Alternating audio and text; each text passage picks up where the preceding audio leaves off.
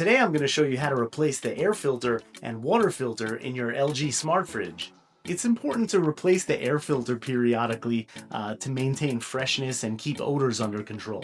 And of course, replacing the water filter is very important if you want clean, fresh water to drink. The easiest way to do this is to add the LG app on your smartphone. And after you've added your model refrigerator, it will tell you what filters you need.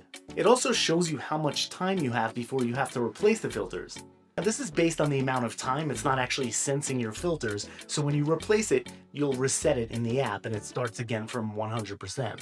You can also sign up for a subscription so that LG will automatically send you the filters periodically, like every 6 months or whenever you choose. All right, so let's pop these in. Now I'm sure not all models are the same, but they should be similar.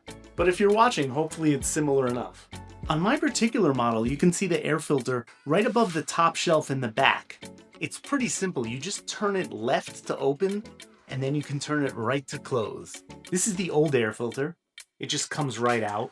Then you just unwrap the new air filter, pop it in, and then you just reattach it. It's pretty easy.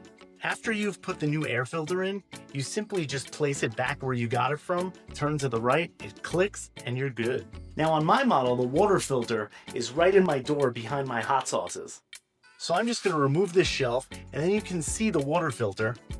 All you do is turn it to the left to loosen it and pull it out. Then you just need to open the new water filter, and you put it right back where you got it, stick it in, turn to the right, make sure it's tight, you pop it back in, and put the shelf back on. If this video helped you at all, please subscribe to my channel. I would really appreciate it. If you have any questions or comments, please put it in the comments section. As always, thanks again for watching.